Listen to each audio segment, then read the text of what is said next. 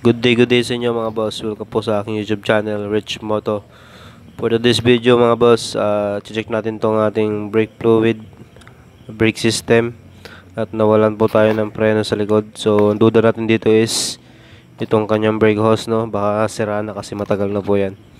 So, papalitan ko na rin po ng ibang accessories para medyo maganda naman tignan.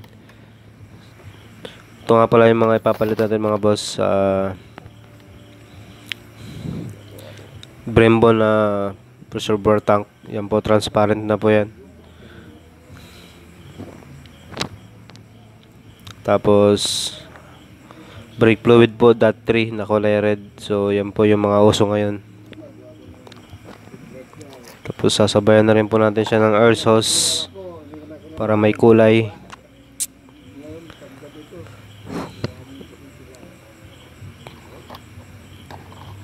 Bago bumili na rin po ako ng Samco fluid hose.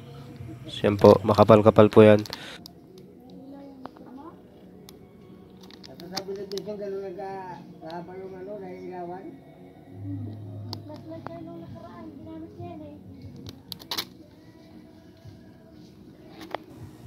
Yun nga mga boss. Good day mga boss. Ito, update natin tong gawa natin.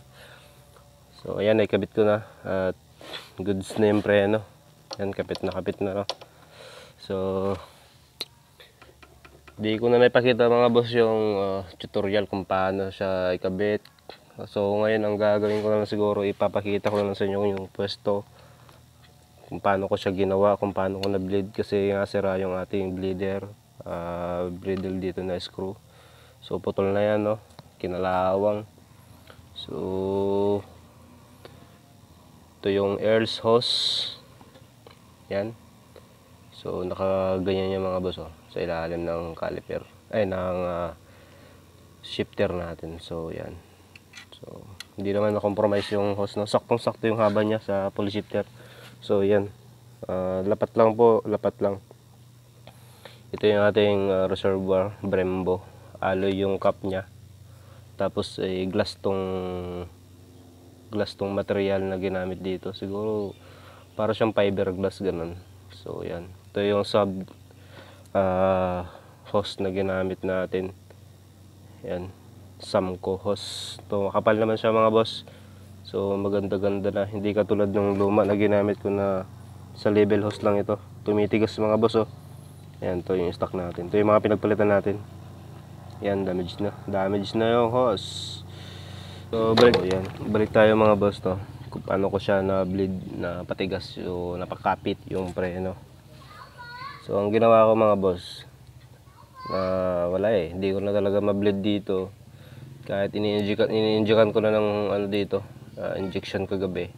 So papunta para kako lalabas ito is purong fluid na ayaw pa rin tumigas mga boss. So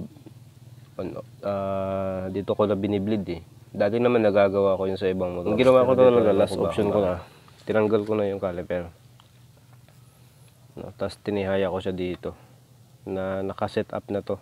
So matigas na, kapit-kapit na to. So wala na mga singaw yan nun. Tinihaya ko dito. Tinanggal ko yung piston na nakatihaya siya. So mangyayari niyan, naka-open na to. Naka-open na yan, no. So ito, nakatanggal na yung piston, tinanggal ko yan, tapos tinihaya ko dito. Saka mo siya ngayon i-pump.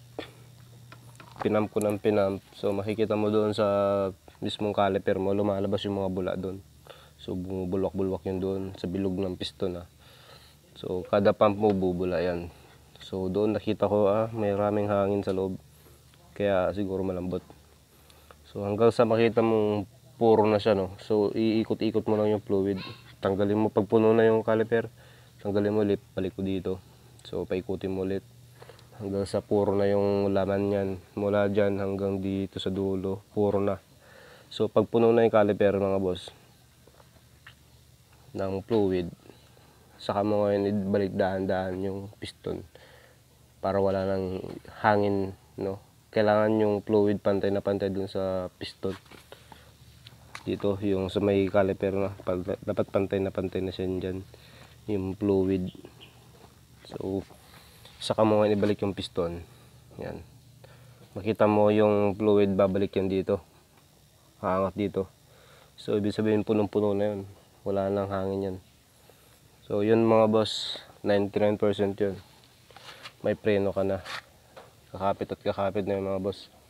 Kung hindi pa rin, kung lumambot pa rin siya, so magdadahan mo na talaga tong pump, baka may sira na.